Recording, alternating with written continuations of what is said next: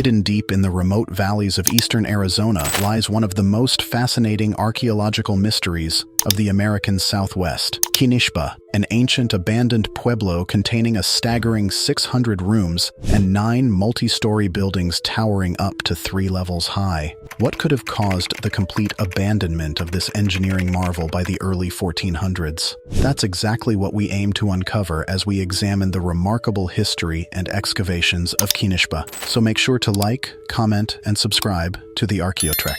Kinishba is about 5,000 feet above sea level, south of the Mogollon Rim and north of the Salt River.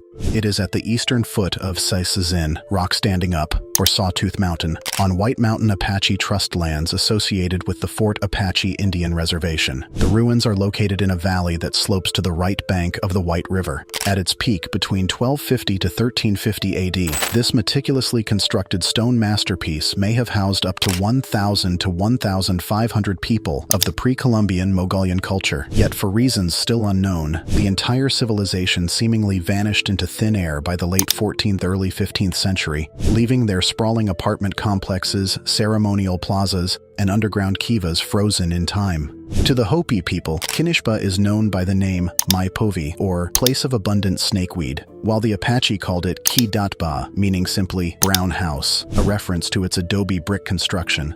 Nestled along the White River in the shadow of the Mogollon Rim's pine forests, Kinishba's setting provided the Mogollon with ample resources to build their sophisticated plaza-focused village complex. Wood, sandstone, water, and fertile soils for cultivating crops like corn, beans, and gourds were all within reach. Kinishba was no ordinary settlement. The 9 primary building mounds that still tower up to 3 stories high once contained hundreds of residential rooms arranged in an advanced apartment-style layout surrounding 2 large communal courtyards. Archaeologists were stunned to find each room followed the same unique double-walled masonry design, an inner layer of rubble surrounded by a polished outer facing of smooth sandstone blocks. The standardized 14 by 12-foot living spaces even included centralized fire pits for heating and cooking. Scholars believe that most families occupied 2 rooms, one for living quarters and one for storage. One of the most curious structures is a large underground kiva, a room built for religious rituals and ceremonies. The courtyard revealed evidence of 3 ceremonial stages. It is 63 by 51 feet. In the first stage of the late 12th century or early 13th century, 5 underground rooms, each the size of the kiva, were built. They had earthen rather than masonry walls. About the middle of the 13th century, these rooms were filled in. Juniper posts were set into the ground to support beams and a roof, making a large above-ground room of the courtyard. Later, the roof burned, and researchers found no evidence that it was replaced. Ceremonies were moved to other rooms of the pueblo. Emerging evidence suggests that Kinishba marked the intersection of 2 major cultural traditions here in the Southwest, as it exhibits a combination of building techniques and traits from the Mogollon and their ancestral Puebloan neighbors like the Hopi and Zuni. Remarkably, despite its significance, Kinishba and its sudden abandonment in the late 1300s remained virtually unknown to the outside world for centuries after the Mogollons' mysterious disappearance. It wasn't until 1892 that pioneering archaeologist Adolphe Bandelier became the first European explorer to document the extensive ruins. Then, in the 1930s, Professor Byron Cummings of the University of Arizona and director of the Arizona State Museum, affectionately referred to as the Dean, made Kinishba the focus of a massive archaeological expedition and preservation project. Over nearly a decade, Cummings' teams meticulously excavated and cataloged over 240 of Kinishba's approximately 600 rooms. They rebuilt around 120 of those excavated structures, along with constructing a small museum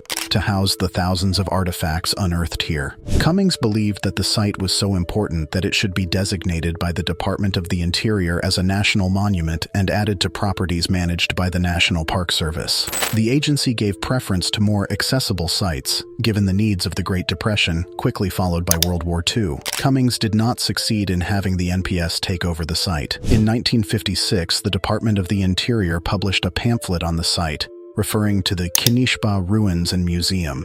The site was declared a National Historic Landmark in 1964 by the Department of the Interior and added to the National Register of Historic Places. We can thank Cummings for spearheading the restoration efforts that allowed us to glimpse Kinishba today. Many mysteries still surround this archaeological treasure, including lingering speculation that it could be the fabled Chiquiticale Pueblo referenced in journals from the Francisco Vázquez de Coronado expedition of 1540 to 1541. If verified, it would mean these ruins were among the first indigenous settlements encountered by the Spanish conquistadors as they pushed north from Mexico into the southwest over 500 years ago. So what became of the Mogollon people who engineered such an impressive Pueblo community only to abandon it by the turn of the 15th century? Archaeologists can only theorize based on the evidence uncovered so far. One prominent clue lies in Kinishba's precarious situation on the edge of the region's limited farmable and inhabitable zones. As the climate entered a cooler, drier period beginning around 1350, the Mogollon may have been forced to abandon Kinishba in search of more sustainable agricultural lands to the south, closer to the Salt River Valley. Regardless of the cause, the inhabitants' abrupt departure seems to have frozen Kinishba in a strange cultural time warp, where it would remain untouched for nearly 500 years before the first Anglo-American archaeologists rediscovered it.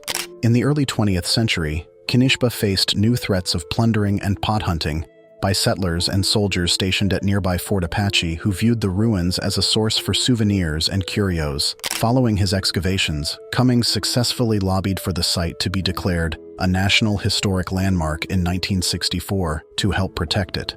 Since then, the White Mountain Apache tribe has reclaimed stewardship over Kinishba and the other ruins on their reservation lands. To educate visitors about their ancient heritage through the lens of tribal values and beliefs, the Apache opened the Nowikabagawa, House of Our Footprints, culture center within Fort Apache. Visiting the Kinishba site itself requires a permit from the tribe. As we depart the quiet, sun-baked mounds and courtyards, we leave with more questions than answers about who the Mogollon truly were and what terrible fate befell them. But one thing is certain, their once thriving civilization has left behind a precious window into the complex cultures that existed in the Southwest long before European explorers arrived. So what do you think of the Mogollon and why did they leave their impressive pueblos? Let us know in the comments below. Make sure to like and subscribe to the Archaeo Trek and click here to watch our latest video.